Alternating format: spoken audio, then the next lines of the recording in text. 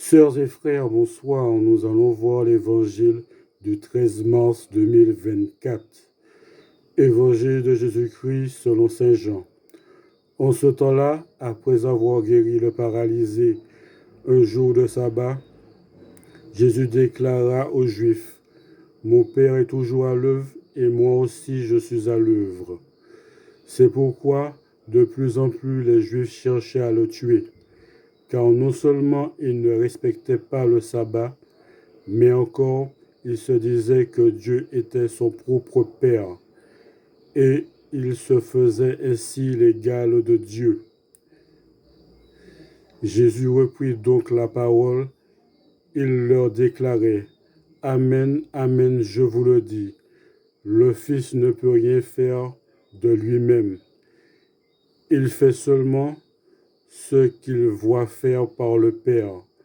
Ce qui fait celui-ci, le Fils le fait pareillement, car le Père aime le Fils et lui montre tout ce qu'il fait.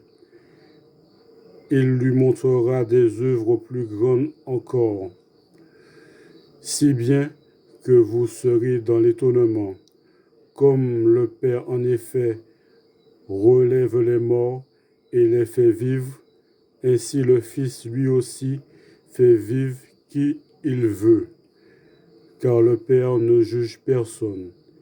Il a donné au Fils tout pouvoir pour juger, afin que tous honorent le Fils comme ils honorent le Père.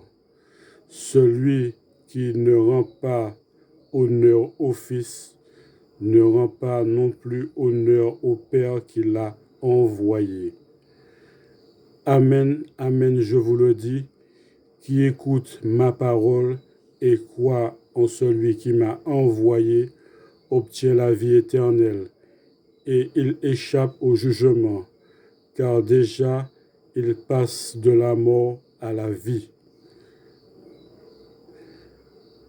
Amen, amen, je vous le dis, l'heure vient, et c'est maintenant, où les morts entendront la voix du Fils de Dieu, et ceux qui l'auront entendu vivront, comme le Père, en effet, a la vie en lui-même, ainsi a-t-il donné au Fils d'avoir lui aussi la vie en lui-même.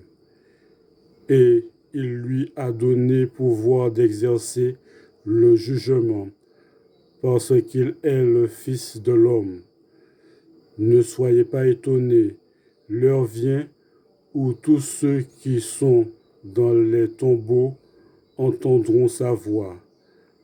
Alors ceux qui ont fait le bien sortiront pour ressusciter et vivre. Ceux qui ont fait le mal pour ressusciter et être jugés.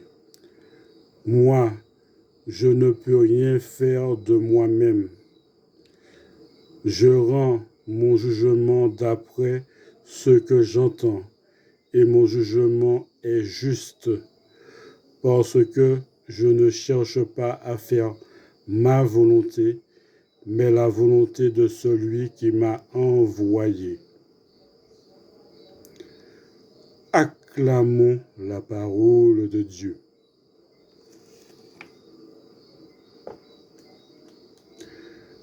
Merci bien.